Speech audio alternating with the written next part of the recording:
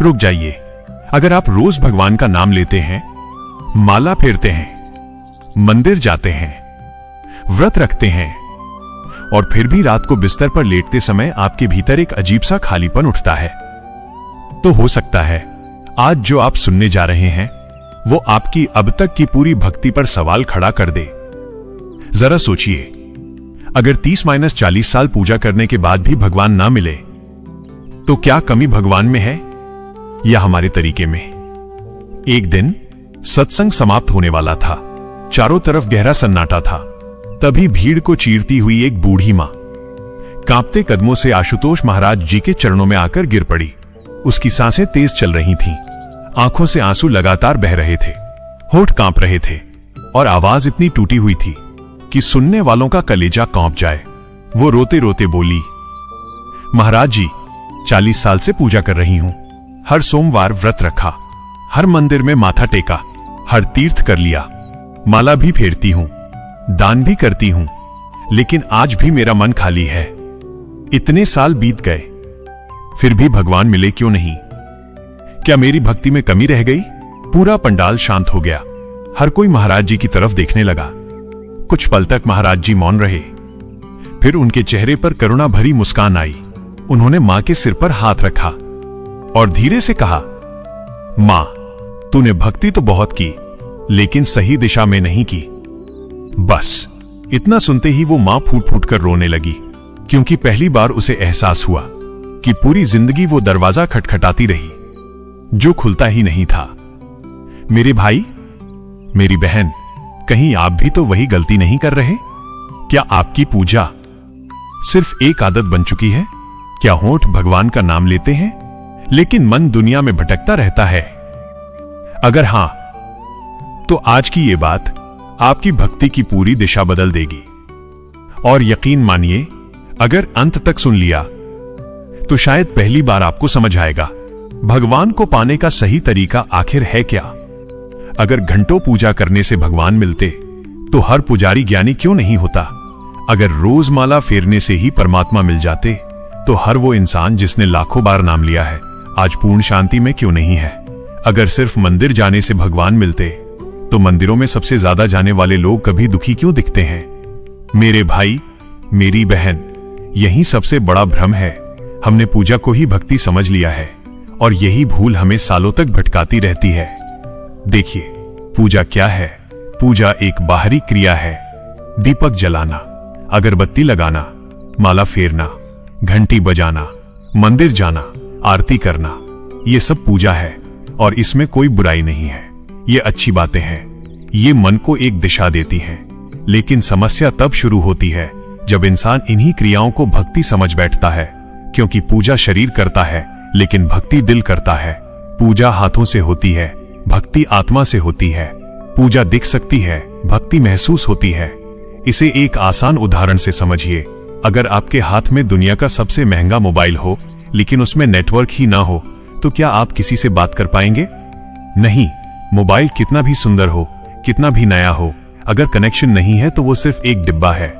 ठीक वैसे ही माला हाथ में हो सकती है, माथे पर बड़ा तिलक हो सकता है, घर में बड़ा मंदिर हो सकता है, घंटों पूजा हो सकती है, लेकिन अगर दिल का कनेक्शन परमात्मा से नहीं जुड़ा तो वो सब सिर्फ बाहरी सजावट है। आज बहुत लोग यही कर रहे हैं। सुबह उठे, जल्दी जल्दी नहाया, अगरबत्ती जलाई, 2 मिनट आरती की, माला फेरी और फिर उसी पल गुस्सा, चिंता, लालच और तनाव में वापस लौट गए। अब सोचिए, अगर पूजा के 5 मिनट बाद ही मन अशांत हो जाए तो क्या सच में भीतर कुछ बदला? अगर भगवान का नाम लेने के तुरंत बाद ही क्रोध आ जाए तो क्या कनेक्शन बना? अगर मंदिर से लौटते ही फिर वही डर, वही जलन, वही चिंता शुरू हो जाए तो क्या भक्ति हुई? यही सवाल हमें खुद से पूछना होगा, क्योंकि भक्ति का मतलब सिर्फ भगवान को याद करना नहीं है। भक्ति का मतलब है भगवान में जीना। ऐसा नहीं कि सुबह 10 मिनट भगवान और बाकी दिन सिर्फ दुनिया। नहीं, सच्ची भक्ति वो है जहां आपका हर काम भगवान से जुड़ जाए। खाना खाओ तो भीतर कृतज्ञता हो, काम करो तो भीतर समर्पण हो, दुख आए तो भीतर विश्वास हो, सुख आए तो भीतर अहंकार न हो। यही भक्ति है। लेकिन हम क्या करते हैं? हमने भक्ति को चेकलिस्ट बना दिया है।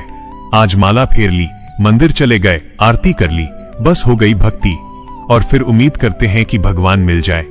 मेरे भाई, भगवान इतने सस्ते नहीं हैं, उन्हें पाने जी के लिए दिल देना पड़ता है। याद रखिए, भगवान को शब्द नहीं चाहिए, भाव चाहिए। आप लाख बार राम राम कहें, लेकिन मन कहीं और हो तो वो आवाज आपके होठों से आगे नहीं जाती। लेकिन अगर एक बार भी पूरे प्रेम से पुकारो तो वो पुकार सीधे परमात्मा तक पहुंचती है। आशुतोष महाराज जी कहते हैं, परमात्मा शब्दों का भूखा नहीं है, वो भावना का प्यासा है। सोचिए, अगर आपका अपना बच्चा रोज आपके सामने खड़ा होकर कहे, मां मैं तुमसे प्यार करता हूं, लेकिन उसकी आंखें मोबाइल में हो, मन कहीं और हो, तो क्या आपको प्रेम महसूस होगा? नहीं, क्योंकि शब्द थे, भाव नहीं था। ठीक यही भगवान के साथ होता है। हम नाम तो लेते हैं, लेकिन मन बाजार में घूम रहा होता है, हाथ माला फेर रहे होते हैं, लेकिन दिमाग EMI गिन रहा होता है, होठ मंत्र बोल रहे होते हैं, लेकिन भीतर कंपैरिजन चल रहा होता है। और फिर हम कहते हैं, भगवान मिलते क्यों नहीं? वो कैसे मिलेंगे जब हम सच में मिले ही नहीं? भक्ति का पहला कदम है उपस्थिति। जब भी भगवान को याद करो, पूरी तरह वही रहो। अगर 2 मिनट भी याद करो तो पूरे दिल से करो। आंखें बंद करो, सांसों को शांत करो और भीतर महसूस करो कि परमात्मा यही है, अभी है, मेरे भीतर है। जब ये अनुभव गहरा होता है तो पूजा भक्ति में बदलने लगती है। तभी मंदिर बाहर से हटकर भीतर बनता है। तभी घंटियों की आवाज बाहर नहीं, अंतरात्मा में गूंजती है। तभी माला हाथ से उतरकर दिल में चलने लगती है। और फिर इंसान बदलने लगता है। उसका क्रोध कम होने लगता है, डर घटने लगता है, शांति बढ़ने लगती है, क्योंकि अब वो रस्म नहीं निभा रहा, अब वो जुड़ रहा है। लेकिन यही एक बड़ा सवाल खड़ा होता है, अगर भक्ति दिल का कनेक्शन है तो फिर ये कनेक्शन बने कैसे? दिल को परमात्मा से जोड़ा कैसे जाए? क्योंकि सच तो ये है, जैसे ही हम आंखें बंद करते हैं, मन इधर उधर भागने लगता है, 2 सेकंड भी टिकता नहीं। तो इस भटकते मन को रोका कैसे जाए? और वो कौन सी वैज्ञानिक विधि है जिससे ये कनेक्शन सच में एक्टिवेट हो सकता है? इसका जवाब अगले भाग में आपकी भक्ति की दिशा हमेशा के लिए बदल देगा। भगवान दूर नहीं, फिर महसूस क्यों नहीं होते? अगर परमात्मा हर जगह है तो दिखता क्यों नहीं? अगर भगवान सच में हमारे भीतर है तो हमें उनका अनुभव क्यों नहीं होता? अगर वो इतने करीब हैं तो फिर हम उन्हें महसूस करने के लिए तरसते क्यों रहते हैं? मेरे भाई, मेरी बहन, ये सवाल नया नहीं है। हजारों सालों से हर साधक यही पूछता आया है, भगवान कहां है? और सच कहूं, यही सवाल हमारी सबसे बड़ी भूल भी है, क्योंकि सवाल ये नहीं होना चाहिए कि भगवान कहां है। सवाल ये होना चाहिए, मैं उन्हें महसूस क्यों नहीं कर पा रहा? क्योंकि समस्या परमात्मा की दूरी नहीं है, समस्या हमारी परसेप्शन की रुकावट है। इसे एक आसान उदाहरण से समझिए। सूरज हर सुबह निकलता है, वो हमेशा चमकता है, उसकी रोशनी हर दिशा में फैलती है। लेकिन अगर आसमान में घने बादल छा जाएं, तो क्या सूरज गायब हो जाता है? नहीं, वो वहीं होता है, बस हमारी नजर उस तक पहुंच नहीं पाती। अब कोई बच्चा अगर कहे, आज सूरज है ही नहीं, तो आप क्या कहेंगे? आप कहेंगे, बेटा सूरज गया नहीं है, तेरी नजर रुक गई है। ठीक यही बात परमात्मा पर लागू होती है। परमात्मा कहीं गए नहीं है, वो हर पल यही है, आपकी सांसों में, आपके दिल की धड़कनों में, आपकी चेतना के हर कण में। लेकिन हमारे मन के बादल इतने घने हो चुके हैं कि हमें उनका प्रकाश दिखाई नहीं देता। अब सवाल है, ये बादल हैं क्या? ये बादल हैं हमारे विचार, बीते कल की चिंता, आने वाले कल का डर, किसी की कही हुई बात का बोझ, पैसों की फिक्र, रिश्तों की उलझन, कंपैरिजन, जलन, अहंकार, क्रोध। ये सब मिलकर मन के आसमान को ढक लेते हैं। और जब मन ढका हो तो परमात्मा कैसे दिखेंगे? सोचिए, जब किसी झील का पानी बिल्कुल शांत होता है तो उसमें आसमान साफ दिखाई देता है। लेकिन अगर उसी पानी में पत्थर फेंक दिए जाएं, लहरें उठने लगें, तो क्या प्रतिबिंब साफ दिखाई देगा? नहीं, आसमान तो वही है, लेकिन पानी अशांत है। हमारा मन भी वही झील है। और विचार, उसमें गिरते हुए पत्थर। जब तक मन अशांत है, परमात्मा का प्रतिबिंब साफ नहीं दिख सकता। यही कारण है कि बहुत लोग मंदिर तो जाते हैं, लेकिन शांति लेकर नहीं लौटते, क्योंकि शरीर मंदिर में था पर मन बाजार में घूम रहा था। हाथ जुड़े थे, लेकिन भीतर हिसाब किताब चल रहा था। होठ मंत्र बोल रहे थे, लेकिन दिमाग दुनिया के शोर में उलझा था। ऐसी स्थिति में परमात्मा का अनुभव कैसे होगा? भगवान को महसूस करने के लिए पहले मन को शांत करना पड़ता है, लेकिन यही सबसे कठिन काम है, क्योंकि मन बहुत चालाक है। जैसे ही आप उसे शांत करना चाहते हैं, वो और ज्यादा भागने लगता है। आपने ध्यान दिया होगा, जैसे ही आप आंखें बंद करते हैं, मन तुरंत दौड़ना शुरू कर देता है। कभी बचपन की यादें, कभी किसी की बातें, कभी भविष्य की चिंता, कभी पुरानी गलतियां। और फिर इंसान सोचता है, शायद ध्यान मेरे बस की बात नहीं। नहीं, गलती आपकी नहीं है, मन का स्वभाव ही भागना है। उसे दुनिया में भटकने की आदत पड़ चुकी है। वर्षों से हम उसे बाहर दौड़ाते आए हैं, कभी पैसे के पीछे, कभी नाम के पीछे, कभी रिश्तों के पीछे, और अब अचानक कहते हैं चुप हो जा। वो कैसे चुप होगा? इसीलिए आशुतोष महाराज जी कहते हैं, मन को रोको मत, उसे दिशा दो। ये बहुत गहरी बात है, क्योंकि मन को दबाने से वो और उग्र होता है, लेकिन अगर उसे सही दिशा मिल जाए तो वही मन परमात्मा तक पहुंचा देता है। जैसे नदी को रोकेंगे तो बाढ़ आएगी, लेकिन उसे सही रास्ता देंगे तो वही नदी खेतों को सींच देगी। ठीक वैसे ही मन को रोकना नहीं है, उसे भीतर मोड़ना है, और यही असली साधना है। जब मन बाहर से हटकर भीतर मुड़ता है, तो धीरे धीरे विचारों के बादल छटने लगते हैं। पहले थोड़ी शांति मिलती है, फिर गहरा सुकून, फिर भीतर एक अनजाना प्रकाश महसूस होता है, और फिर एक दिन ऐसा अनुभव होता है जिसे शब्दों में कहना संभव नहीं। तभी साधक समझता है, परमात्मा कभी दूर थे ही नहीं, दूर तो मैं भटका हुआ था। मेरे भाई, आज अगर आपको भगवान महसूस नहीं होते, तो इसका मतलब यह नहीं कि वो नहीं है।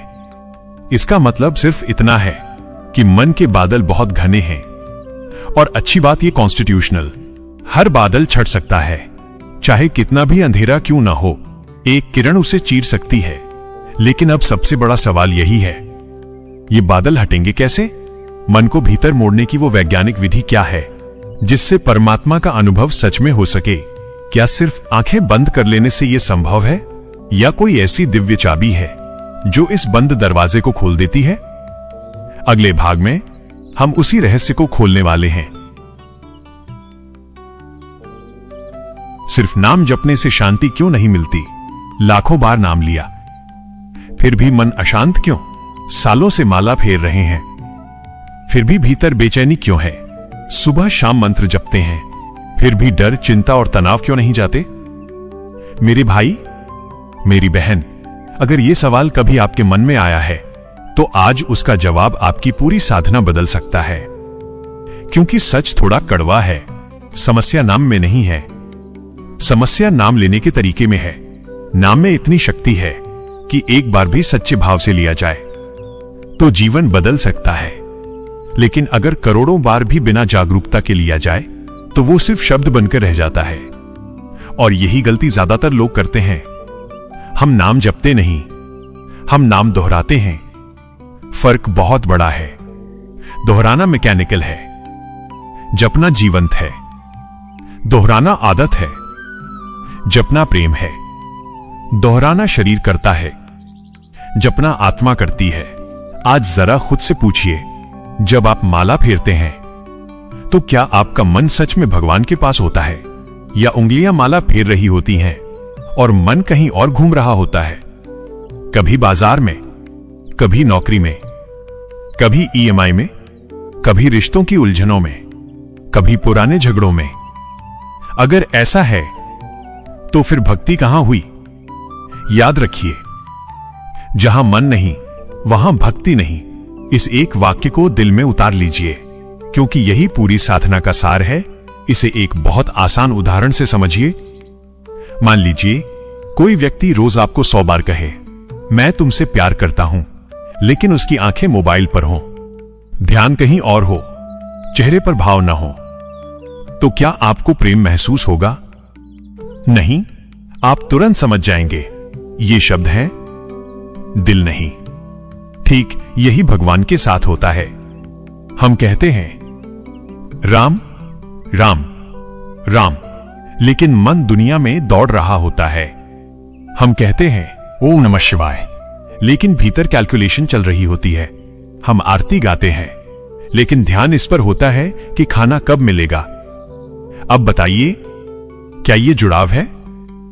नहीं, ये सिर्फ आदत है, और आदत कभी आत्मा को नहीं बदलती, सिर्फ जागरूकता बदलती है। यही कारण है कि बहुत लोग सालों तक पूजा करते हैं, लेकिन भीतर कोई क्रांति नहीं आती। क्रोध वही, डर वही, लोभ वही, चिंता वही। अगर साधना के बाद भी स्वभाव नहीं बदला, तो समझिए कनेक्शन बना ही नहीं, क्योंकि जहां कनेक्शन होता है वहां परिवर्तन अपने आप आता है। जैसे बिजली जुड़ते ही बल्ब जल उठता है, उसे अलग से कोशिश नहीं करनी पड़ती। ठीक वैसे ही जब मन सच में परमात्मा से जुड़ता है, तो भीतर प्रकाश अपने आप भरने लगता है, शांति अपने आप आती है, करुणा अपने आप बढ़ती है, अहंकार अपने आप घटता है। लेकिन अगर कुछ बदल नहीं रहा, तो इसका मतलब है तार जुड़े नहीं हैं। अब सवाल है, ऐसा होता क्यों है? क्यों हमारा मन टिकता ही नहीं? क्योंकि मन को भटकने की लत लग चुकी है। सालों से हमने उसे बाहर दौड़ाया है, कभी मोबाइल, कभी पैसा, कभी सोशल मीडिया, कभी कंपैरिजन, कभी इच्छाएं। मन हर सेकंड नया स्टिमुलेशन चाहता है, और जब उसे नाम जप में बैठाते हैं तो उसे बोर्डम महसूस होता है, वो भाग जाता है। इसीलिए कई लोग कहते हैं महाराज जी माला तो फेरते हैं, पर मन नहीं लगता। सच तो यह है, मन लगाना पड़ता नहीं, मन को प्रेम देना पड़ता है। जहां प्रेम होता है, मन अपने आप टिक जाता है। सोचिए, जब आप किसी प्रिय व्यक्ति से बात करते हैं, तो क्या मन भटकता है? नहीं। क्यों? क्योंकि वहां प्रेम है। ठीक वैसे ही जब भगवान से प्रेम जागता है, तो मन अपने आप टिकने लगता है। फिर जब बोझ नहीं लगता, आनंद बन जाता है। लेकिन यहां एक रहस्य है, प्रेम कल्पना से नहीं जागता, प्रेम अनुभव से जागता है। जिसे देखा नहीं, जिसे महसूस नहीं किया, उससे गहरा प्रेम टिकता नहीं। यही कारण है कि सिर्फ शब्दों से भक्ति अधूरी रह जाती है। जब तक भीतर अनुभव ना हो, जब सूखा रहता है, और जब अनुभव हो जाए तो एक नाम ही काफी होता है। तभी संत कहते हैं, एक सच्चा नाम लाखों यांत्रिक जप से बड़ा है। आशुतोष महाराज जी भी यही समझाते हैं। नाम का स्वाद तभी आता है जब नामी का अनुभव हो जाए।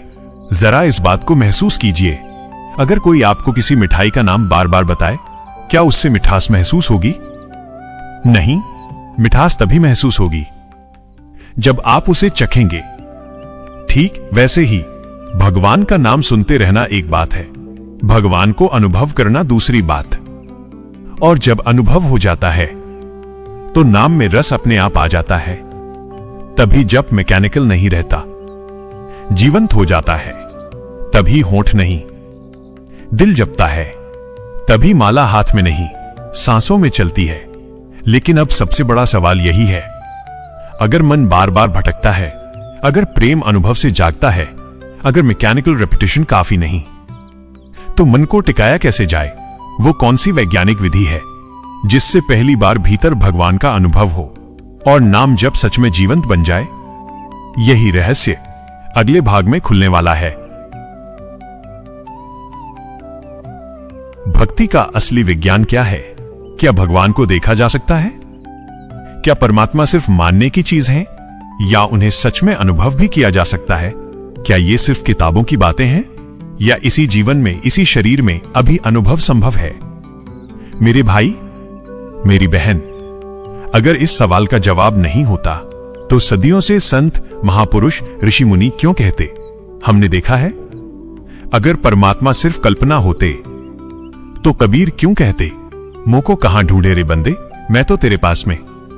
अगर अनुभव असंभव होता तो गुरुजन बार बार भीतर उतरने की बात क्यों करते?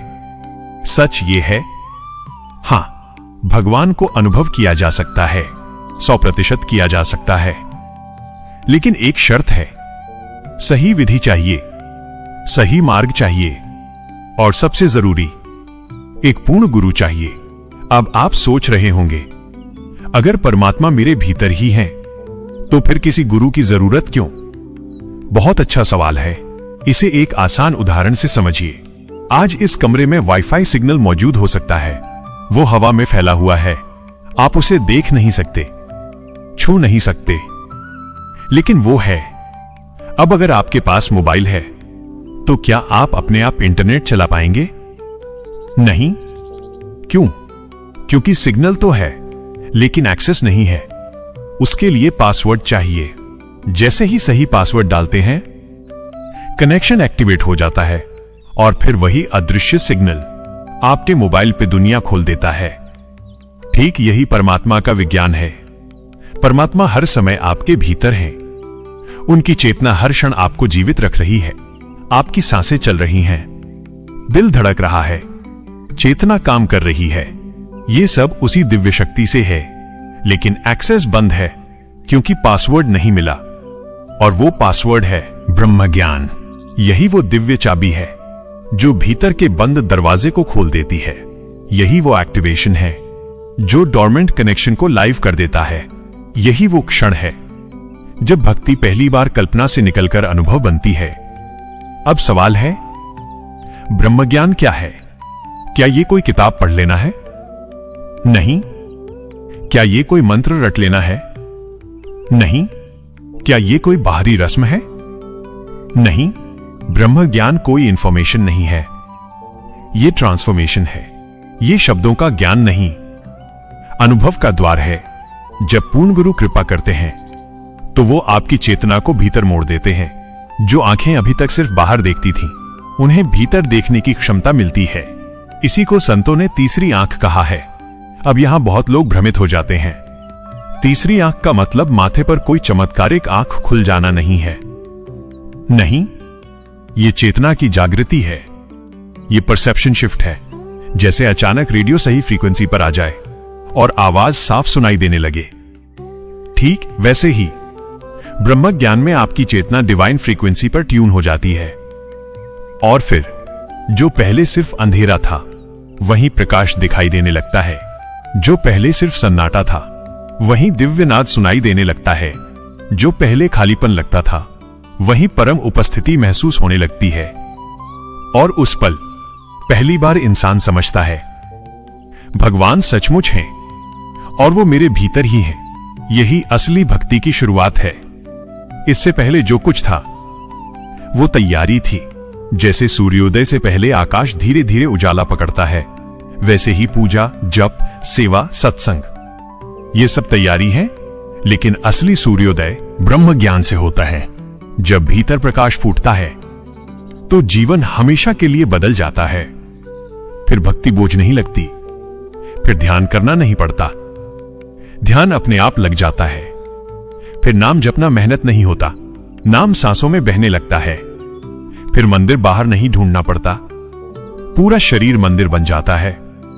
और सबसे अद्भुत बात, दुनिया वही रहती है, लेकिन देखने वाला बदल जाता है। समस्याएं आती हैं, लेकिन हिला नहीं पाती। लोग बदलते हैं, लेकिन चोट नहीं देते। नुकसान होता है, लेकिन भीतर शांति बनी रहती है। क्यों? क्योंकि कनेक्शन अब सोर्स से जुड़ चुका है। जब मोबाइल डायरेक्ट चार्जिंग पर हो तो बैटरी खत्म होने का डर नहीं रहता। ठीक वैसे ही जब आत्मा परमात्मा से जुड़ जाती है तो डर धीरे धीरे समाप्त हो जाता है। यही कारण है कि जिन संतों ने अनुभव किया, वो विपरीत परिस्थितियों में भी मुस्कुराते रहे, क्योंकि उनका भरोसा बाहर नहीं, भीतर के प्रकाश पर था। लेकिन अब यहां एक बहुत बड़ा सवाल उठता है, अगर ब्रह्मज्ञान इतना अद्भुत है, अगर यही भगवान तक पहुंचने की चाबी है, अगर यही जीवन का असली उद्देश्य है, तो फिर ये हर किसी को क्यों नहीं मिल जाता? क्यों इतने लोग पूरी जिंदगी भटकते रह जाते हैं? क्या परमात्मा पक्षपात करते हैं या इसके पीछे कोई गहरा रहस्य है? यही रहस्य अगले भाग में आपकी आंखें खोल देगा। कौन पाता है सच्ची भक्ति? भगवान किस पर कृपा करते हैं? क्या परमात्मा किसी खास इंसान को चुनते हैं? क्या कुछ लोग जन्म से भाग्यशाली होते हैं और बाकी पूरी जिंदगी भटकते रह जाते हैं? या फिर सच्ची भक्ति पाने के कुछ नियम हैं, कुछ योग्यताएं हैं जिन्हें अपनाकर कोई भी परमात्मा तक पहुंच सकता है? मेरे भाई, मेरी बहन, परमात्मा कभी भेदभाव नहीं करते। सूरज सबको बराबर रोशनी देता है, हवा सबको बराबर मिलती है, बारिश सब पर समान बरसती है। फर्क सिर्फ इतना है, किसी ने अपने घर की खिड़कियां खोल रखी हैं और किसी ने बंद कर ली हैं। परमात्मा की कृपा हर पल बरस रही है, लेकिन उसे ग्रहण कौन करता है? जो भीतर से तैयार होता है। और उस तैयारी की 3 सबसे बड़ी योग्यताएं हैं। अगर ये 3 बातें जीवन में आ जाएं, तो भक्ति का फूल एक दिन जरूर खिलता है। पहली योग्यता है विनम्रता। याद रखिए, खाली पात्र ही भरा जा सकता है। अगर बर्तन पहले से भरा हो तो उसमें नया जल कैसे डाला जाएगा? ठीक वैसे ही अगर मन अहंकार से भरा हो, मुझे सब पता है, मैं बहुत जानता हूं, मुझे किसी से सीखने की जरूरत नहीं, तो फिर परमात्मा उसमें प्रवेश कैसे करेंगे? अहंकार सबसे बड़ा ताला है और विनम्रता उसकी चाबी। देखिए, पेड़ पर फल आते हैं तो शाखाएं झुक जाती हैं, सूखी शाखाएं अकड़ी रहती हैं। जिस इंसान में सच का फल आने लगता है, वो झुकने लगता है। उसकी आवाज में सॉफ्टनेस आ जाती है, उसके व्यवहार में करुणा आ जाती है। उसे खुद को साबित करने की जरूरत नहीं रहती।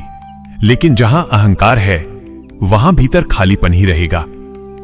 आशुतोष महाराज जी कहते हैं, जो झुकता है वही उठाया जाता है। और यह सिर्फ सुनने की बात नहीं, जीने की बात है। कई लोग गुरु के पास भी अहंकार लेकर जाते हैं, ऊपर से विनम्र दिखते हैं, लेकिन भीतर सवाल यही होता है, देखते हैं गुरु मेरे लिए क्या कर सकते हैं। ऐसे लोग खाली हाथ लौटते हैं, क्योंकि जहां परखने का भाव हो, वहां पाने का द्वार बंद हो जाता है। दूसरी योग्यता है धैर्य। आज की दुनिया इंस्टेंट रिजल्ट चाहती है। आज बीज बोया, कल फल चाहिए। आज ध्यान किया, कल दर्शन चाहिए। आज नाम जपा और परसों शांति चाहिए। लेकिन अध्यात्म कोई फास्ट फूड नहीं है, यह खेती है। बीज बोने के बाद उसे समय देना पड़ता है। मिट्टी के भीतर बहुत कुछ चुपचाप होता है, जो बाहर दिखाई नहीं देता। धीरे धीरे जड़ें बनती हैं, फिर अंकुर निकलता है, फिर पौधा बढ़ता है, फिर वर्षों बाद फल आता है। भक्ति भी ऐसी ही है। कई बार आपको लगेगा कुछ हो ही नहीं रहा। आप बैठते हैं, नाम जपते हैं, ध्यान करते हैं, लेकिन भीतर कुछ खास महसूस नहीं होता। यही ज्यादातर लोग हार मान लेते हैं। उन्हें लगता है शायद ये मेरे बस की बात नहीं। लेकिन सच ये है, भीतर जड़ें बन रही होती हैं। परमात्मा का काम बहुत शांत होता है। वो शोर नहीं करता, धीरे धीरे बदलता है। एक दिन अचानक आप महसूस करेंगे, क्रोध पहले से कम हो गया, डर कम हो गया, शांति बढ़ गई और आपको पता भी नहीं चलेगा ये कब हुआ। इसीलिए धैर्य जरूरी है। याद रखिए, बीज कभी जल्दी नहीं करता, उसे भरोसा होता है उसका समय आएगा। तीसरी और सबसे गहरी योग्यता है समर्पण। यही सबसे कठिन है, क्योंकि इसका मतलब है कंट्रोल छोड़ना। और इंसान को सबसे ज्यादा मोह किससे होता है? कंट्रोल से। हमें लगता है सब कुछ हमारे हिसाब से होना चाहिए, रिश्ते भी, पैसा भी, भविष्य भी, हालात भी। और जब कुछ उल्टा होता है तो बेचैनी शुरू हो जाती है। समर्पण का मतलब हार मानना नहीं है। समर्पण का मतलब है विश्वास रखना। पूरी कोशिश करो, लेकिन परिणाम परमात्मा को सौंप दो। जैसे बच्चा गाड़ी में बैठकर ड्राइवर को रास्ता नहीं बताता, उसे भरोसा होता है पिता सही जगह ले जाएगा। ठीक वैसे ही जब साधक समर्पित होता है तो भीतर एक गहरा आराम उतरता है। उसे पता होता है जो हो रहा है मेरे भले के लिए हो रहा है, और यही शांति का जन्म है। मुझे एक शिष्य की कहानी याद आती है। वो वर्षों तक गुरु के पास आता रहा। हर बार सोचता शायद आज अनुभव होगा, लेकिन कुछ नहीं होता। लोग आते, अनुभव पाते, आंसू बहाते और चले जाते, लेकिन उसके हिस्से में सिर्फ प्रतीक्षा थी। एक दिन उसका मन टूट गया। उसने गुरु के चरणों में सिर रखकर कहा, महाराज जी, अब मुझसे इंतजार नहीं होता। अगर देना है तो दीजिए, नहीं देना तो भी मैं यहीं रहूंगा, क्योंकि अब मुझे आपसे अनुभव नहीं, आप चाहिए। बस यही समर्पण था। और कहते हैं उसी क्षण भीतर प्रकाश फूट पड़ा, जो सालों में नहीं हुआ वो एक पल में हो गया। क्यों? क्योंकि उस दिन चाह खत्म हुई और प्रेम बचा। याद रखिए, परमात्मा को पाने की शर्त है स्वयं को खो देना। जहां मैं मिटता है वहीं वो प्रकट होता है। लेकिन अब जरा सोचिए, अगर आज ही जीवन का आखिरी दिन हो, अगर आज रात ये सांस रुक जाए, तो क्या हम सच में तैयार हैं? क्या हमने वो पाया जो आत्मा के साथ जाएगा, या अभी भी हम इंतजार कर रहे हैं कल से भक्ति करेंगे? यही सबसे बड़ा भ्रम है, और अगले भाग में यही भ्रम हमेशा के लिए टूटने वाला है। जब शरीर छूटेगा तब क्या बचेगा? एक दिन ये सांसें रुक जाएंगी, ये धड़कन थम जाएगी, ये आंखें जो आज दुनिया को देख रही हैं हमेशा के लिए बंद हो जाएंगी। और उस पल जिसे हम मेरा कहते रहे, उसमें से क्या सच में हमारा रहेगा?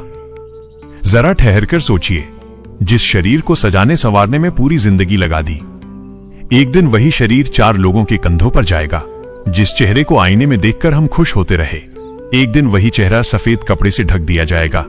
जिन हाथों से हमने दुनिया समेटनी चाही, एक दिन वो हाथ बिल्कुल खाली रह जाएंगे। और सबसे कड़वी सच्चाई ये है, उस दिन कोई भी हमारे साथ नहीं जाएगा।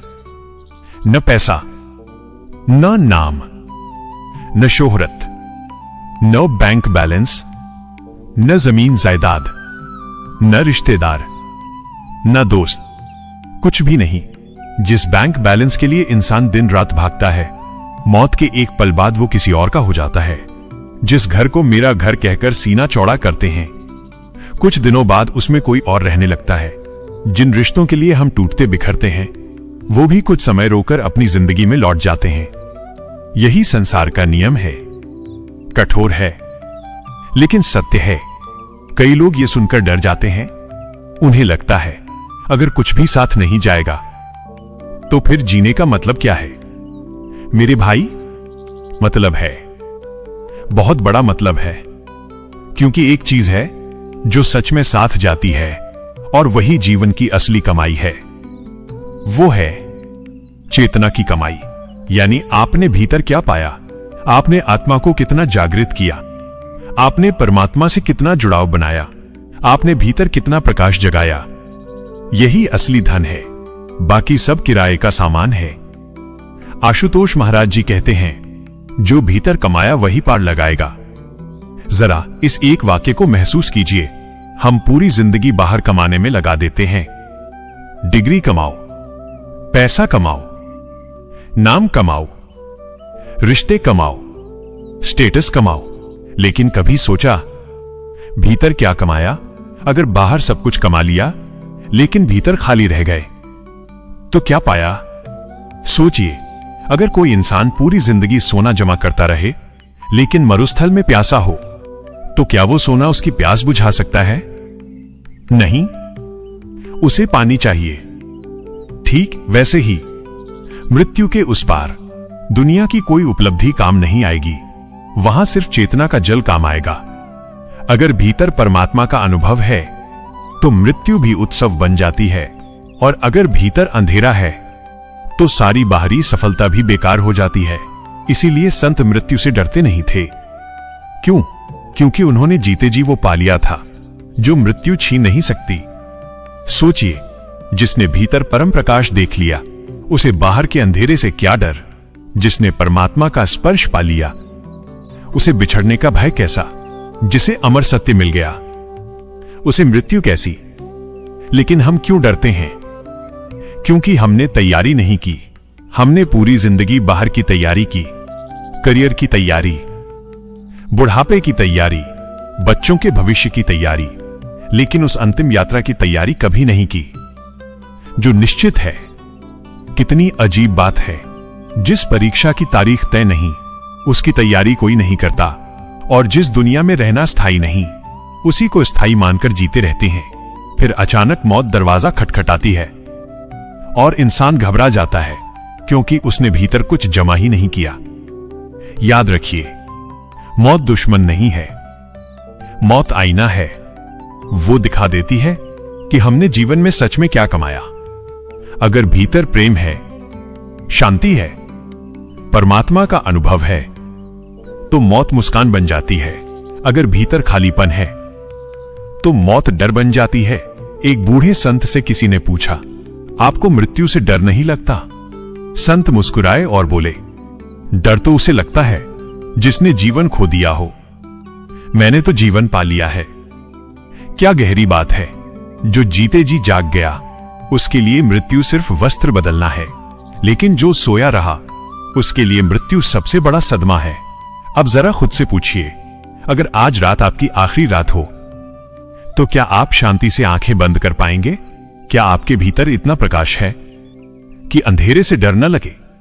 क्या आपने वो कमाया है जो आत्मा के साथ जाएगा, या अभी भी सोच रहे हैं? अभी बहुत समय है, कल से भक्ति करेंगे। मेरे भाई, यही सबसे बड़ा भ्रम है। मौत कैलेंडर देखकर नहीं आती, वो उम्र देखकर नहीं आती, वो वार्निंग देकर नहीं आती, वो बस आती है।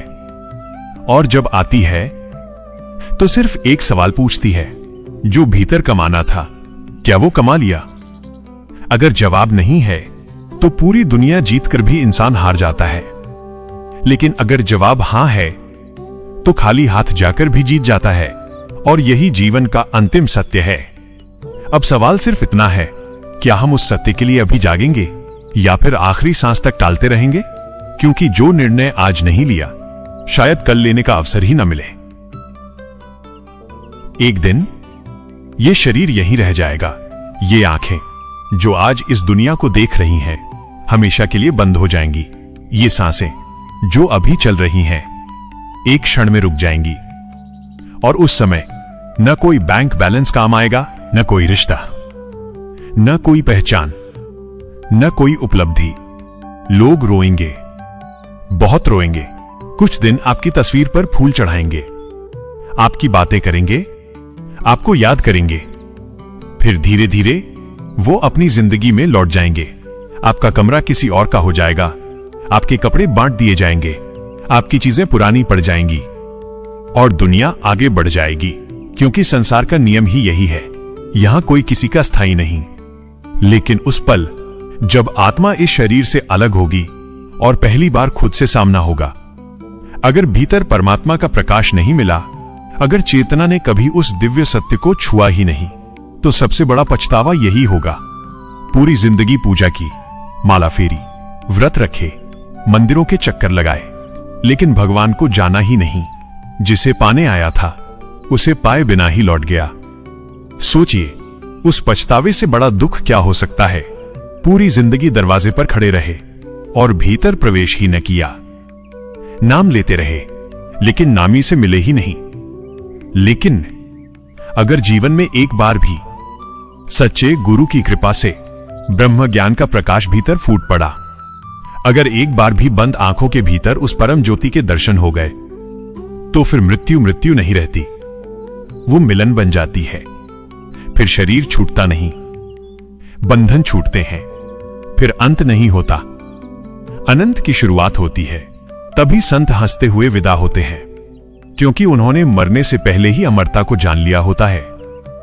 और मेरे भाई, मेरी बहन, यही इस मानव जीवन का असली उद्देश्य है। जीते जी उस सत्य को जान लेना जिसे मृत्यु भी छीन न सके। भक्तजनों, अगर आज ये बातें सुनकर आपके दिल में हलचल हुई है अगर भीतर कहीं ये एहसास हुआ है कि अब तक भक्ति तो की पर सही दिशा नहीं मिली, तो समझ लीजिए ये संयोग नहीं, ये उसी परमात्मा का बुलावा है जो आपको अपने पास बुलाना चाहता है। आज ही इसी पल आंखें बंद करके प्रेम से कहिए, हे प्रभु, सही भक्ति का मार्ग दिखाओ, मुझे अपने प्रकाश तक पहुंचा दो। और कमेंट बॉक्स में लिखिए, हे प्रभु, मुझे सही भक्ति का मार्ग दिखाओ। और इस संदेश को हर उस इंसान तक पहुंचाओ जो पूजा तो करता है लेकिन आज भी भगवान को महसूस नहीं कर पाया। क्या पता आपका एक शेयर किसी की आत्मा को उसके परमात्मा तक पहुंचा दे। राम राम जी। जय श्री आशुतोष महाराज जी।